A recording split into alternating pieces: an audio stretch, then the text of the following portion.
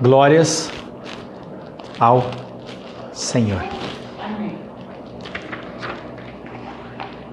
Mês de setembro se foi, ainda tem mais algumas horas, mas esse mês de setembro, ele marca a ação de Deus na sua vida. Deus, ele mais um mês, ele diz para você: filho querido, filha querida, te alimentei, cuidei de você, protegi. Foi assim no passado, é assim no presente e vai ser assim no futuro. Agradecemos a Deus pelo mês de setembro e tudo o que passou. Tudo aconteceu segundo a vontade do Senhor, segundo o seu propósito. Temos um mês de desafios. Amanhã começa um novo mês.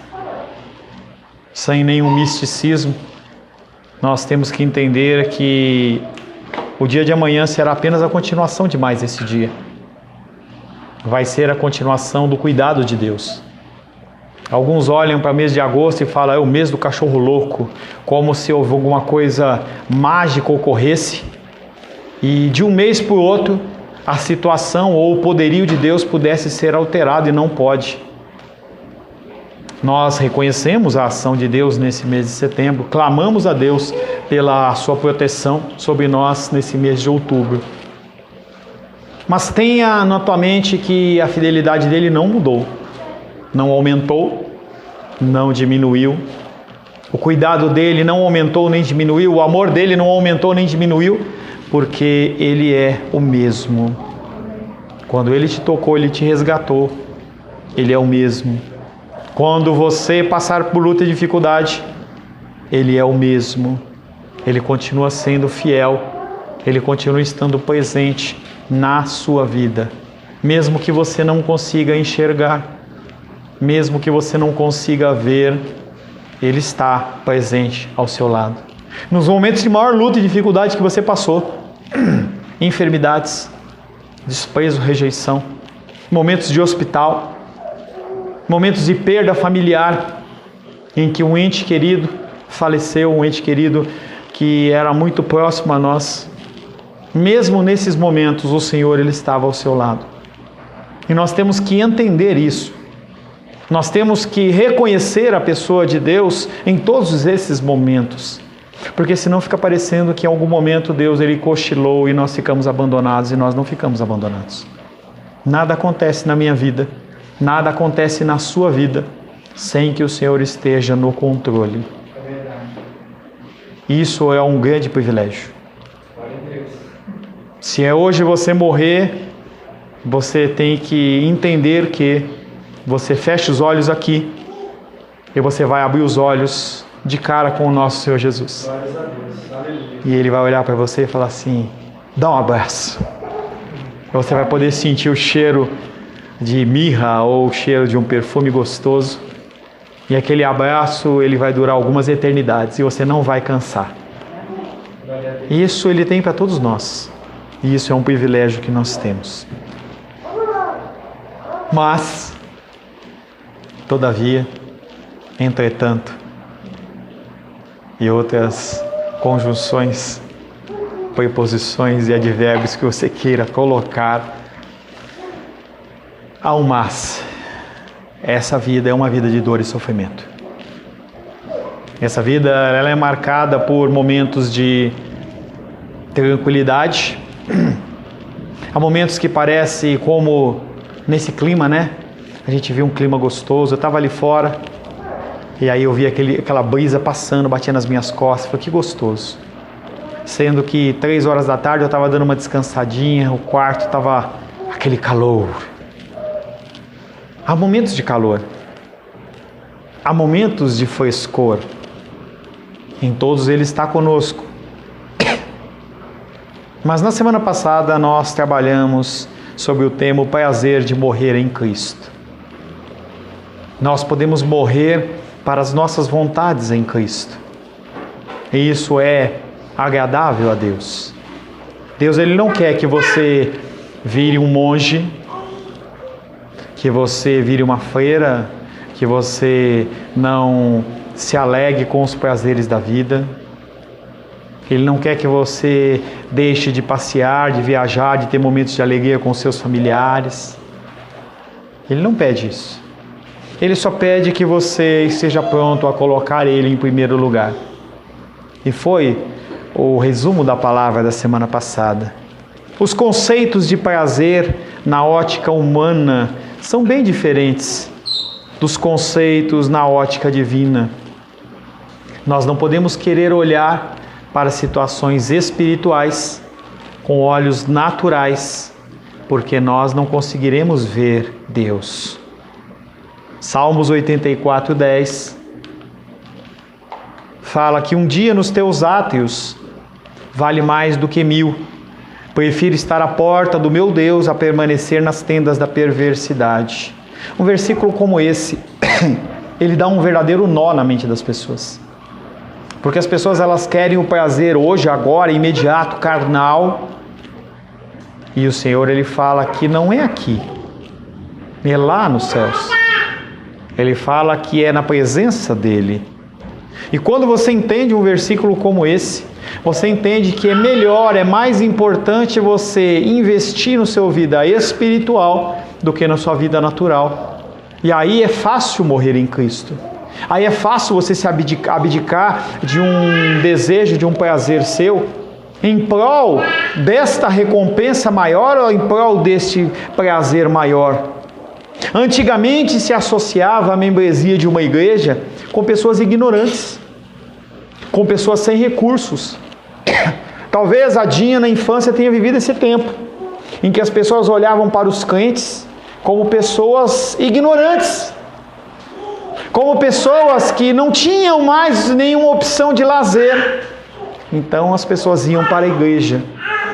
Há uma frase anterior que fala assim, que a religião é o ópio do povo, é a droga do povo. Mostrando, ilustrando bem claro o que as pessoas pensam da fé cristã. Por que só da fé cristã? Porque ela é a verdadeira. Ninguém fala nada se você quiser fazer uma viagem para Machu Picchu e fazer uma viagem espiritual lá, ou se você separar 5, 6 mil dólares e você quiser ir lá para um templo budista e passar um tempo lá, dormindo numa esteira, entendeu? Sem nenhum tipo de conforto, ninguém vai falar nada. Mas se você fala que você vai para a igreja num domingo, as pessoas elas não conseguem entender. O verso da semana passada foi João 12, 24, que diz: em verdade vos digo, se o grão de trigo que cai na terra não morrer, grão de trigo sou eu, grão de trigo é você. Se o grão de trigo que cai na terra não morrer, ele permanece só, mas se morrer, produz muito fruto. Se você continuar dando primazia à sua vontade, os seus desejos, as pessoas que estão à sua volta não vão ser alcançadas pelo Senhor. E você fica sozinho na sua fé. O que dizer então em respeito à morte para os nossos desejos em detrimento da vontade de Deus? O que dizer em relação à entrega do nosso corpo físico, literalmente, para que o nome do Senhor seja glorificado e o próximo tenha vida? São temas pouco falados nas igrejas, o tema da morte para os desejos. Pelo contrário, o tema em alta é a minha felicidade, a sua felicidade. O que eu preciso fazer para ser feliz? Esses temas sobre morte da nossa vontade são temas que nos deixam desconfortáveis, porque acende um grande holofote em cima do meu egoísmo e do seu egoísmo. Para os que não conhecem a Deus, esse tema de morte é um tema de loucura. Para os eleitos de Deus, apenas mais uma oportunidade de crescer em estatura e crescer em graça. A palavra de Deus de hoje, que foi: a sua mãe beliscou você, Flor? É isso? Mamãe má. Mamãe má. É, culpa é sempre da mãe. É isso aí mesmo. Eu mudei o título da palavra às 5:30 da tarde. Eu tinha colocado a fidelidade do chamado de Cristo. E aí eu mudei Porque a fidelidade no chamado de Cristo. Ai, pastor, é a mesma coisa. Não é a mesma coisa. É bem diferente. A fidelidade do chamado de Cristo, nós estamos dando um foco única e exclusivamente no chamado dele. Como ele foi fiel. Mas eu não preciso dizer para você como Jesus foi fiel ao seu chamado. Todos nós sabemos. Mas quando eu coloco a fidelidade no chamado de Cristo, está se referindo a mim e a você. Nós temos um exemplo do chamado de Cristo, e aí nós temos que, a partir deste exemplo, nós temos que seguir o nosso chamado. O chamado que Cristo faz a mim e o chamado que Ele faz a você. Evangelho de João, mais uma vez.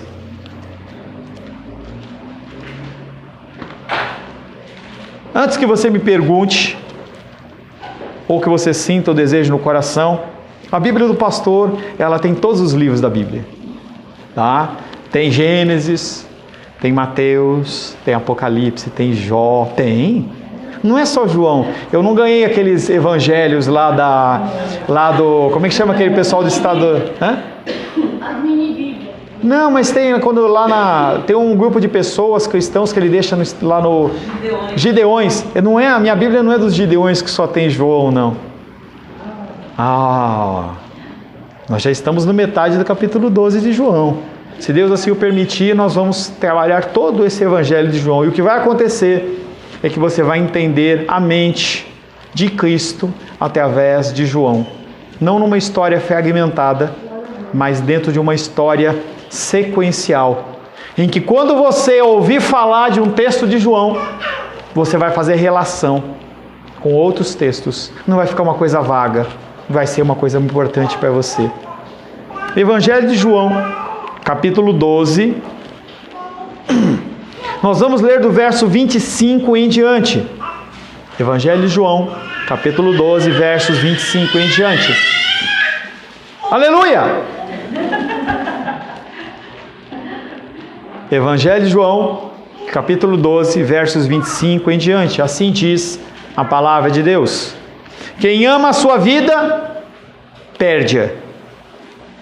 Mas aquele que odeia a sua vida, neste mundo, preservá-la-á para a vida eterna. Se alguém me serve, siga-me. E onde eu estou, ali estará também o meu servo. E se alguém me servir, o Pai o honrará. Agora está angustiada a minha alma. E que direi eu? Pai, salva-me desta hora? Mas precisamente com esse propósito eu vim para esta hora. Pai, glorifica o teu nome. Então veio uma voz do céu: eu já o glorifiquei e ainda o glorificarei. A multidão, pois, que ali estava, tendo ouvido a voz, dizia ter havido um trovão. Outros diziam: foi um anjo que lhe falou. Então explicou Jesus: não foi por mim que veio essa voz, e sim por vossa causa. Palavra do Senhor. Senhor, em nome de Jesus, mais uma vez nós lemos a Tua palavra e Te louvamos por isso. Agradecemos pelo Teu amor e a Tua graça. Agradecemos porque temos a oportunidade de fazermos parte da Tua seara, de sermos pessoas na qual o Espírito Santo habita, em que a Tua voz, ela é clara aos nossos ouvidos. Pedimos que mais uma vez o Senhor nos ilumine, nos dando um recado santo. Que nós, Pai, não venhamos a ouvir a minha voz, mas possamos ouvir a voz do Senhor. Me capacita, Deus, a dar o Teu recado, para a glória, honra e louvor do Teu nome, em nome de Jesus. Amém. A fidelidade do chamado de Cristo, ela é real. Não há necessidade de trabalhá-la. Mas a fidelidade no chamado de Cristo, para mim e para você, sim, nós temos que falar. E nós temos estado em falta. O primeiro versículo que nós vamos meditar é João 12, 26. Se alguém me serve, ou seja, há a possibilidade de você não servi-lo. Se alguém me serve, me siga. Faça o que eu faço. Procure pensar o que eu penso. Procure falar as minhas palavras. E onde eu estiver, ali também estará o que me serve. Onde eu passei, por o que eu passei, você é convidado a passar. E para aqueles que servem a Cristo, para aqueles que estão onde Cristo está, ele fala: e se alguém me servir, o Pai o honrará. Não necessariamente é uma honra humana, uma honra terrena, mas com certeza nós falamos de uma honra eterna. Jesus anteriormente advertiu que o segredo da fecundidade está no dom da entrega da própria vida. É assim que nós alcançamos pessoas. O Evangelho ele está massificado, mas é um Evangelho falho, é um Evangelho com lutas e dificuldades, é um Evangelho todo torto, porque as pessoas que são cristãs não estão com vontade de morrer para os seus desejos. Não estão com vontade. Agora Jesus convida os seus discípulos a segui-lo. Não apenas seguir fisicamente. Jesus ele não está na sua vida para te falar assim: me segue fisicamente. Eu vou ali no sorvete, vai comigo. Não é isso. Ele fala para você fazer o que ele fez. E esse caminho é um caminho de entrega total. Não há espaço para outra coisa. Quando houve a interferência do filho de Abraão no relacionamento dele com Deus, Deus falou: mata. Não pode haver nada entre mim e você. Deus, ele te convida a uma entrega total. João 6,53, respondeu-lhe Jesus: em verdade vos digo, se não comerdes a carne do Filho do Homem e não beberdes o seu sangue, não tendes vida em vós mesmos. O que é comer a carne, o que é beber o sangue, se não viver como ele viveu? Sermos pais, mães, administradores, donas de casa, advogados, aposentados, comerciantes, profissionais liberais, cristãos. A nossa ação tem que ser uma ação cristã. Ser discípulo consiste em colaborar com a sua tarefa, uma tarefa que ele cumpriu cabalmente, ele finaliza dizendo: está consumado. E agora ele passa para mim e para você falando assim: agora é a sua parte. Como nas Olimpíadas, que tem aquela corrida de revezamento, Jesus Cristo ele correu a parte dele, ele entregou o bastão para você e falou assim: agora você segue em frente. É a sua parte. Ser discípulo consiste em estar disposto a sofrer a mesma sorte que o seu mestre. Você tem que estar disposto a morrer. Você tem que estar disposto a que as pessoas te rejeitem pelo que você pensa. Em você se levantar contra ideias, contra o homossexualismo, ou festas de Halloween, ou qualquer coisa que seja que você entenda como uma coisa que afronta as coisas do Senhor. Quando você diz sim para Deus, o mundo diz não para você.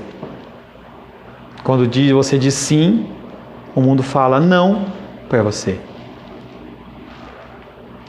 Essa luta, essa dificuldade, ela não acontece num campo de rosas, mas acontece no meio de hostilidade e perseguição, com a possibilidade de perder tudo. Esse tudo é literal. E eu coloquei eu peguei dois exemplos para você, de um site que eu acompanho, que chama Missões Portas Abertas, em que às vezes nas quartas-feiras nós falamos, às vezes você vê nos devocionais, pessoas que optaram por abandonar a sua fé em prol do Evangelho e eles pagam a consequência. O primeiro caso é na Ásia Central, um homem chamado Boris, é um jovem cristão. Por causa da nova fé ele foi espancado 2 vezes. As pessoas encontraram ele na rua, ele não estava na condição lá de muçulmano, ou sei lá a região que era lá, e aí as pessoas o encontraram e falando assim: você é cristão? Ele fala: eu sou cristão. Então, pau na sua cabeça. E esse espancar não é algo de dar um soquinho no rosto, não. É espancar a pessoa ela ficar jogada como morta no chão. A vizinhança daquele homem não está feliz porque ali tem um cristão. E aí o site pede que nós oremos pela proteção desse homem e que o amor vença o medo e o amor vença o ódio. O segundo caso que eu selecionei é um caso na China, que é o 43º em perseguição de todos os países do mundo. Aquela região, desse exemplo que eu vou falar, é uma região em que é dominada pelo budismo. Sabe os budistas que pregam a paz? Aqueles homens carecas lá com aqueles véuzinhos que falam, olha, sobre o perfume, sobre natureza, sobre a coisa ser certa, em você ter amor pelo outro. O controle da religião aumentou para os ex-budistas na China. Alguns missionários tiveram inclusive de deixar a região. As igrejas elas foram fechadas. É porque as pessoas estavam falando com voz mansa ou estavam ameaçando tocar fogo, ameaçando matar aqueles homens. Não é permitido você abandonar uma religião como essa. Esse tipo de situação é a situação das pessoas que disseram, eu aceito Cristo. E o mundo olha para a pessoa e diz, eu digo não para você. Nós vivemos num contexto de Brasil em que é muito fácil ser cristão. Não há outra condição a não ser crer e seguir o caminho que Ele apresentar diante de nós. Ele nos conduz ao modo que nós temos que sofrer a nossa morte dos nossos desejos, das nossas vontades. Mas como estabelecer uma comparação entre um versículo como esse, que fala sobre morte, com o Salmo 23 que o presbítero Sebastião leu? O Senhor é o meu pastor e nada me faltará. Ele me faz repousar em pastos verdejantes. Leva-me para junto das águas de descanso. Se você pegar os dois versículos e colocar juntos, e quiser fazer uma análise desses dois versículos de uma maneira sem olhar o contexto, você vai falar loucura? Não é o mesmo Deus. Não é o mesmo Deus. Como Ele está pedindo para você morrer e aí Ele está levando você para águas de descanso. Mas aí eu pergunto para você, quando que você precisa de águas de descanso? É quando você está descansado? Você precisa de descanso quando você está bem? Você precisa de conforto quando você está feliz? Não. Hoje pela manhã, quando deu o intervalo da escola bíblica dominical, Felipe ele levantou, foi lá, abriu o carro e deitou. 20 minutinhos, trabalhou a noite inteira. Por que ele foi lá? Porque ele estava precisando de descanso. Talvez os réus estejam precisando de descanso também, porque os dois estão dormindo, né? Descanso. Descanso. Quando que nós precisamos de águas de descanso? Quando nós passamos lutas e passamos dificuldades. A amargura da morte, em alguma medida, ela se torna agradável. Como é isso, pastor? Em algum momento, esta morte, ela se torna agradável. É quando nós ficamos mais semelhantes ao nosso Senhor. Quando você parece mais com Cristo, o que acontece é que você almeja por essa morte. Você não consegue mais viver o que você vivia. Talvez se você olhar para o momento da sua conversão, você veja diferenças. Eu posso ver diferenças da época que não era convertido para os dias de hoje. Nós temos que conseguir visualizar diferenças. E é neste momento em que você começa a morrer, quando você começa a parecer com Cristo. Além de não nos esquivarmos de Cristo por conta da cruz, porque muita gente que não quer o cristianismo, porque cristianismo quer dizer cruz, quer falar de sacrifício, nós devemos antes desejar a morte do seu eu por sua causa. Quando, pastor, que esse desejo ocorre? O crescimento ele é progressivo. A cada caminhada, a cada passo que você dá, você deseja morrer por uma coisa menorzinha. E conforme você vai andando, você vai morrendo. Você vai morrendo e você vai morrendo. Se você olhar, novamente eu falo, se você olhar o momento da sua conversão, você vai ver um Sebastião, uma Naldinha, uma Esther muito diferente do que era. Ainda com erros, ainda com falhas, mas com outras percepções. Jesus está na esfera do Espírito, que é a esfera divina. Quem decide segui-lo também entra nessa esfera. Estar onde Jesus está significa permanecer unido a Ele, permanecer no seu amor, não de um modo estático, braço cruzado, não, de um modo dinâmico, procurando a transformação do seu eu e se importando com a vida espiritual daqueles que te cercam. O que acontecerá se o teu irmão, tua irmã, teu filho, tua filha, teu pai, tua mãe, teu tio, tua tia, aquele que você tem como um importante e caro, morrer hoje sem confessar Jesus? Se ele não tiver uma conversão real, para onde ele vai? Você começa a se importar. Você não se preocupa mais de não ser convidado para uma festa de aniversário simplesmente porque você é o cristão. Não, você sabe que você tem uma oportunidade de falar do amor dele e você vai falar. Em ocasião anterior, Jesus disse aos dirigentes judeus que eles não seriam capazes de ir onde ele iria estar, porque tinham escolhido um caminho contrário ao do amor. Há um caminho diferente. Quando você escolhe o seu caminho, quando você escolhe a sua vontade, você diz não ao amor de Deus. João 7,34. A vez de procurar-me não me achareis, porque onde eu estou vós não podeis ir. Uma pessoa que não tem o amor de Deus não pode ir a Deus. Uma pessoa que não tem Cristo no coração não se achega a Deus, porque Jesus Cristo é o único caminho a Ele. O pecado deles não conduz eles a Cristo e à vida, mas conduz eles a um lugar diferente da vida, que é um lugar de morte. João 8,21, de outra feita lhes falou, dizendo: vou-te retirar-me, e vós me procurareis, mas perecereis no vosso pecado. Para onde eu vou, vós não podeis ir. Se a pessoa não tem Cristo no coração, ela vai para o inferno, mesmo que tenha as melhores intenções, mesmo que seja uma pessoa correta moralmente, se ela não tem Cristo no coração, ela vai para o inferno. Só há vida onde há manifestação de amor. Essas escolhas não podem ser atos de mera entrega. Não pode ter como motivação você querer fazer o bem para que as pessoas olhem para você e falem assim: como a Rayane, ela é uma pessoa legal. O meu eu, o seu eu, ele tem que ser substituído por algo, a saber, Cristo. Tem que haver uma troca. Você tem que começar a escavar o seu coração, tirar essas coisas do seu coração e colocar algo no lugar. E é Cristo.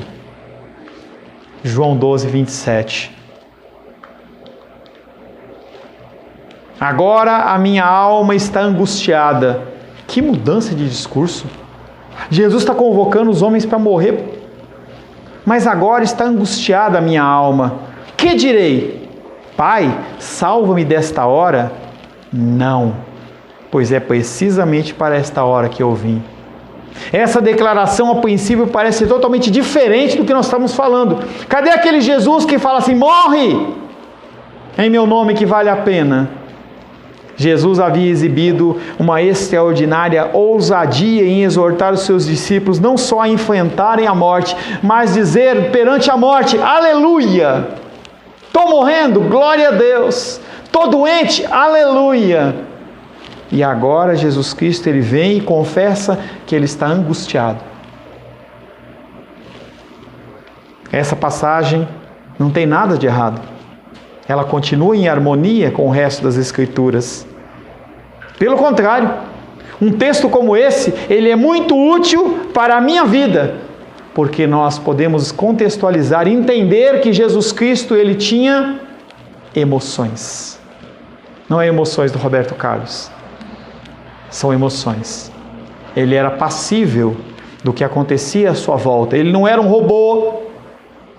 Ele não era um Deus sem sentimentos. Pelo contrário, ele sentia as coisas. Saibamos, pois, que a morte não foi para Cristo um divertimento.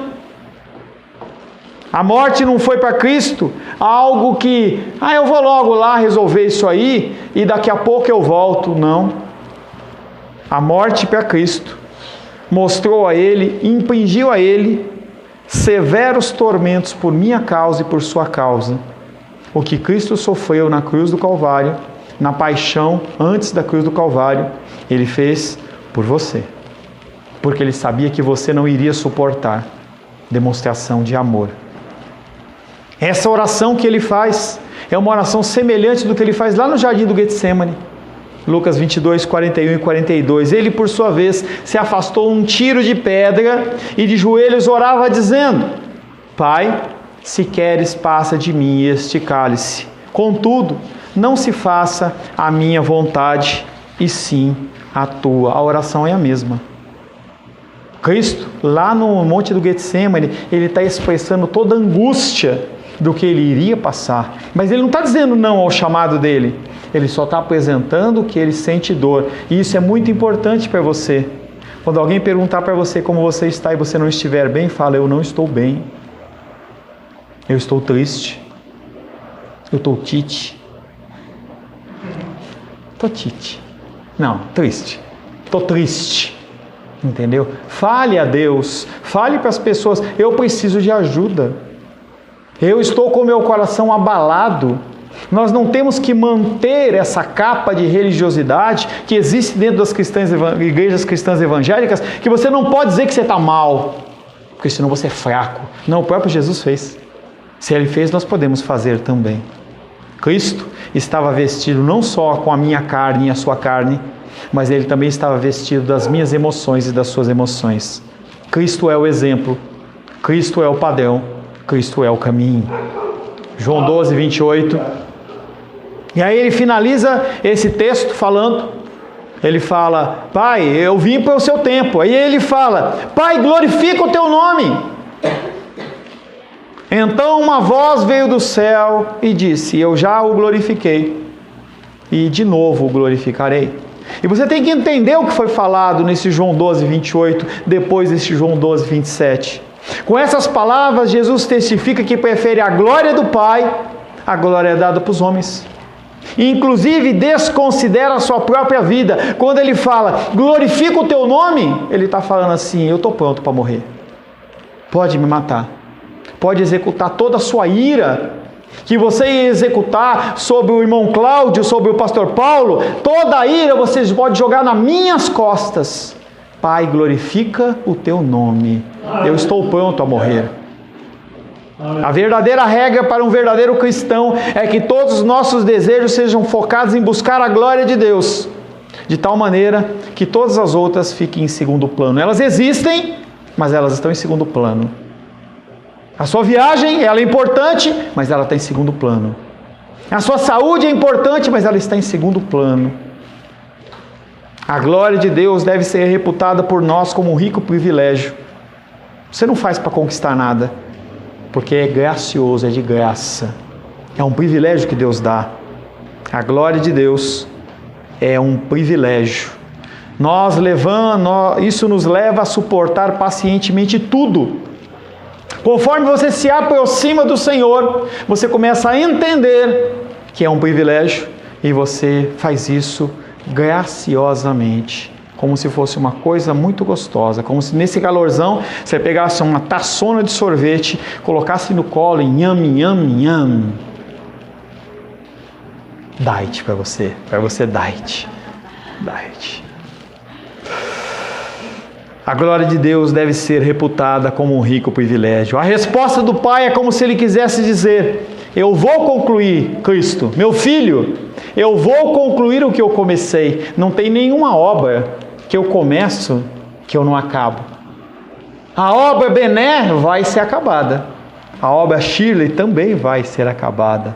A obra Emanuele começou e vai ter todo um trajeto. A obra Helena já está um pouquinho mais adiantada, mas tem uma caminhada boa ainda. Deus fala: a obra que eu comecei, eu vou acabar. Filipenses 1,6. Estou plenamente certo, o apóstolo Paulo falando para a igreja de Filipos, eu estou plenamente certo que aquele que começou a boa obra em vós há de completá-la até o dia do Senhor. Antes de Jesus Cristo voltar, nessa música que nós cantamos, antes que toque a trombeta, você vai estar pronto. Amém? Naquele momento, Deus vai falar assim: pronto, vamos. Se não for naquele momento da trombeta, talvez Ele te recolha antes, porque você vai estar pronto, está maduro, está pronto. É como uma fruta no pé. Se deixar mais tempo, ela cai, amassa, apodrece. Quando ela está no pé, na melhor condição possível, ela é tirada. É assim que Deus vai fazer comigo e com você. Numa reviravolta maravilhosa, Jesus retoma o seu discurso de entrega e fala: Pai, glorifica o teu nome. Seu desejo de glorificar o Pai com a sua vida se revela maior que seu breve momento de angústia. Você tem direito a ficar angustiado em situações e tristes, mas você não tem direito de viver uma vida de angústia. Você pode passar um momento de ansiedade, você pode passar um momento de angústia, passar um momento de depressão, mas a sua vida não pode ser a vida inteira disso, porque se for, Cristo não está com você. Cristo sentiu angústia, sentiu ansiedade. Os médicos falam que naquela condição de Cristo é como se ele estivesse apresentando um caso grave de depressão, mas foi pontual, ocorreu, passou, vamos em frente. Seu desejo de glorificar a Deus era maior do que o seu momento de angústia. Então, ele reafirma que ele vai cumprir a sua obra. Por isso ele pede ao Pai que manifeste a sua glória em cumprir a sua morte na cruz, porque Cristo fala: eu sozinho não consigo, eu preciso da tua ação. Ele como Deus, ele como Deus. Porque seria um exemplo sem sentido. Se ele como Deus, ele passasse por tudo aquilo sem sentir nada, sem ter nenhuma dificuldade, como é que ele poderia exigir de nós algo que ele mesmo não passou? Ele precisava do Espírito. Ele precisava do conforto de Deus. Tanto que depois da oração lá no Monte do Getsemane, os anjos o confortaram. Vai, segue em frente. Você vai conseguir. Não é aberração, não é redundância. Cristo como homem que era, ele precisava disso. Por isso ele pede ao Pai que manifeste a sua glória em cumprir a sua morte na cruz.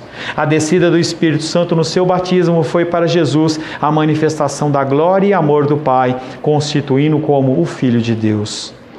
João capítulo 1, verso 32, e João testemunhou dizendo: vi o Espírito descer do céu como pombo e pousar sobre ele.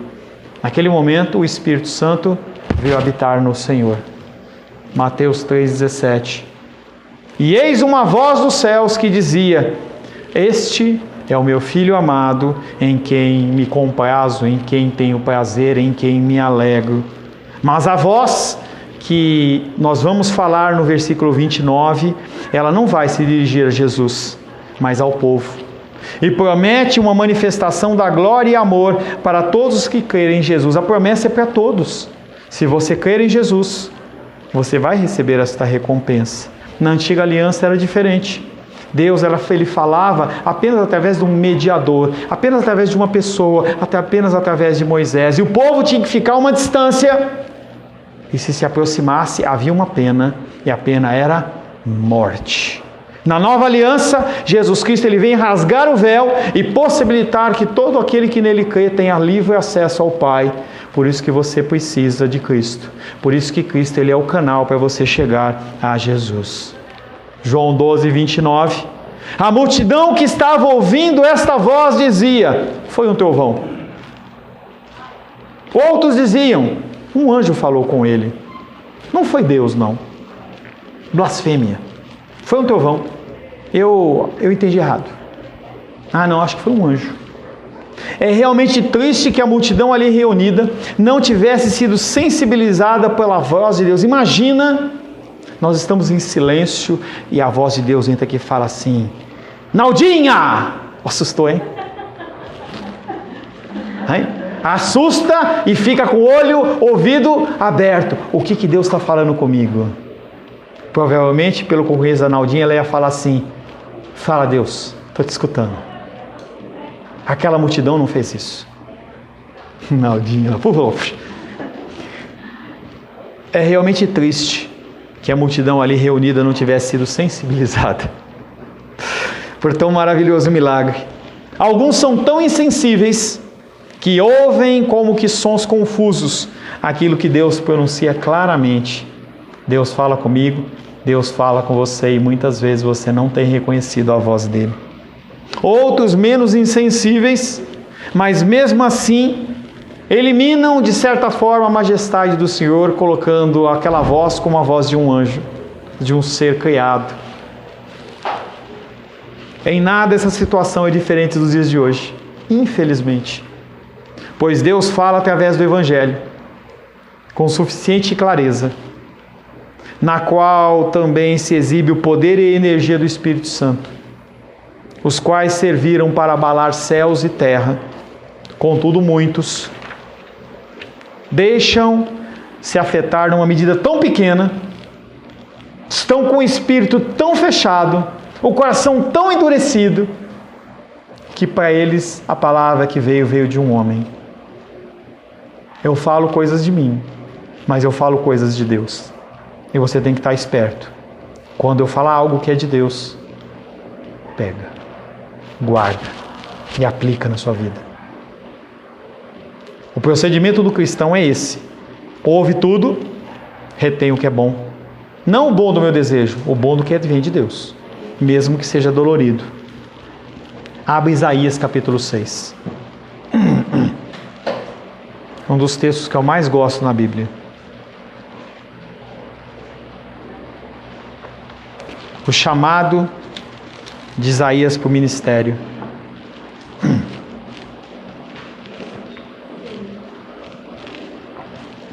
Isaías capítulo 6. Eu vou aguardar você achar, importante. Isaías capítulo 6. Salmos, Provérbios, Eclesiastes. Achou? Amém. Ainda há pessoas procurando. Isaías capítulo 6.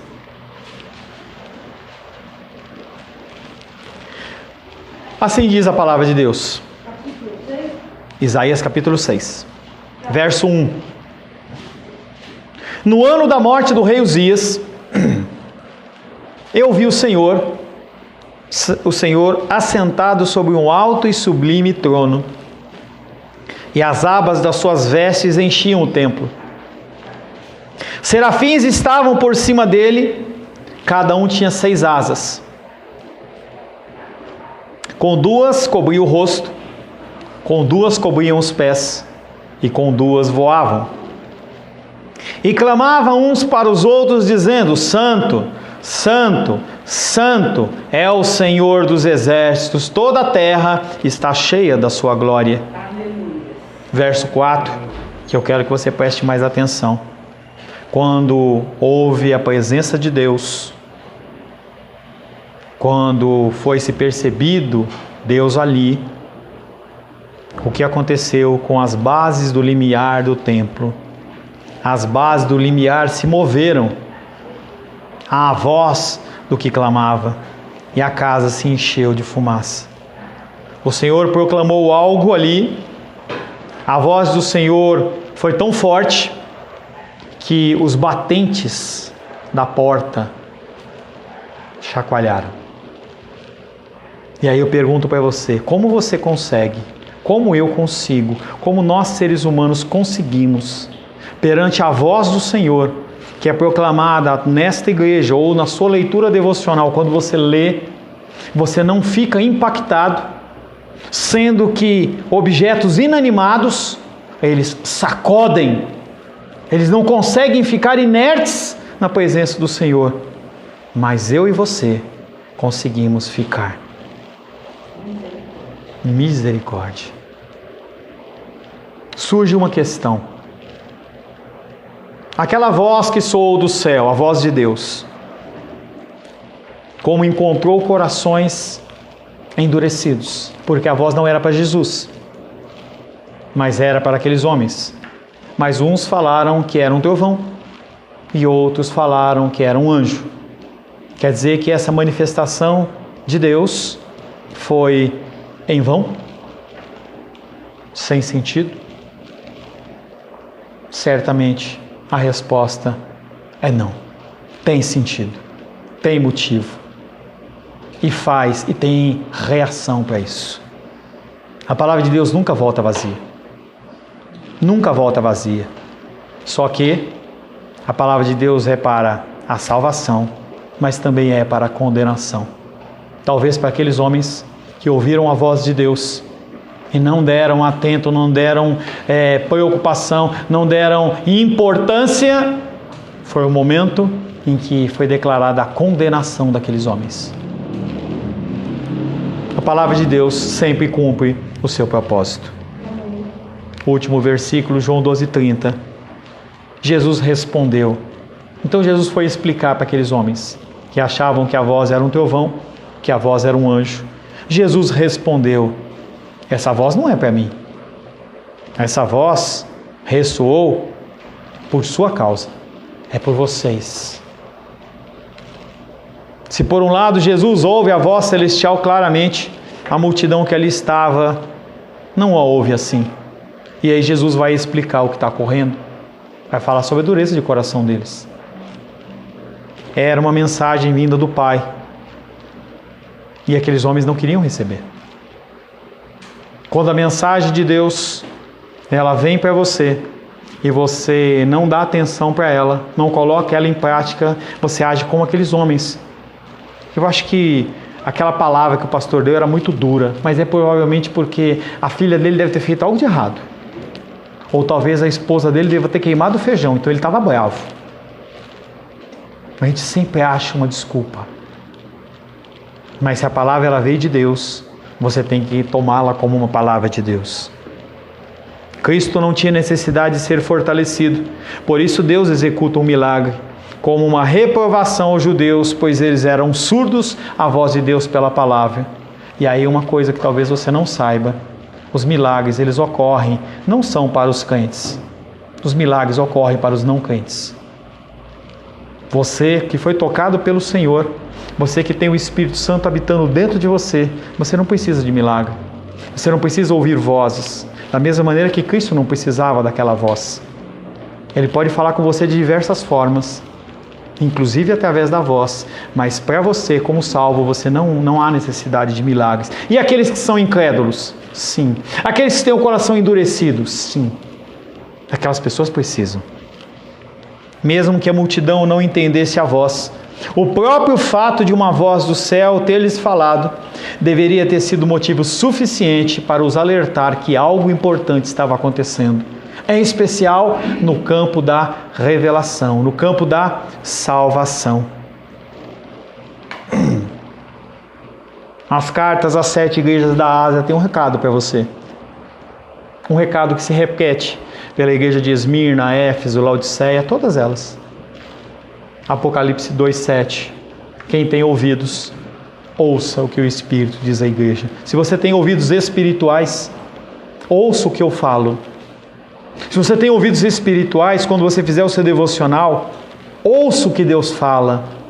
Você precisa colocar as palavras de Deus em prática na sua vida. Quem tem ouvidos, ouça o que o Espírito diz às igrejas. Para aqueles que têm ouvidos para ouvir, as palavras de Jesus assumem urgência. Não é para amanhã a mudança, é para hoje. A revelação feita por Jesus, ela é uma reflexão que traz urgência. E a pergunta que eu deixo para você é: como está o seu ouvido em relação à voz de Deus? Como está o seu coração em relação à voz de Deus? Está aberto? Ou está fechado? Ou está endurecido? Será que o seu coração é um coração duro como uma pedra? Se você tem dificuldade em ouvir a voz do Senhor e você quer ouvir, fala para Ele: Deus, troca o meu coração de pedra por um coração de carne. Sabe o que vai acontecer? Ele vai fazer essa cirurgia espiritual em você, que não tem nada a ver com o cara lá da Badiânia. Ele vai fazer uma operação espiritual em que o teu coração, ele vai passar a ser um coração temeroso ao Senhor, e a voz dele vai passar a ter vida na sua vida. Amém, queridos? Feche seus olhos. Senhor, em nome de Jesus, agradecemos a Ti mais uma vez pelo Teu amor e a Tua graça. Nós não somos capazes, Deus, de ir à Tua presença. Nós não somos capazes, Senhor, de ouvir a Tua voz, de guardar os Teus mandamentos, de colocar esses mandamentos em práticas. Pelo contrário, nós somos muito mais tendentes a seguir a nossa vontade e o nosso desejo. nós nos apresentamos a Ti como publicano, falando: Senhor, tem misericórdia de nós, pobres pecadores. Como nosso irmão Cláudio fala, Pai, não se afaste de nós, não nos lance fora da Tua presença. A Tua presença é que nos conforta. A Tua presença é que nos dá vida. A Tua presença, Pai querido, é aquela que nos dá motivação para caminhar. Naqueles momentos em que as manhãs, Pai querido, elas são frias demais, em que as noites, Pai, são escuras demais, nós podemos apenas nos confortar na Tua presença. Seremos rejeitados, sim. Passaremos por lutas e dificuldades, sim. Mas com a Tua ajuda, Pai, nós glorificaremos o Teu santo nome. Te louvamos, Pai, por esta palavra e pedimos que ela seja uma realidade nas nossas vidas, Pai. É o que te pedimos, em nome de Jesus. Amém.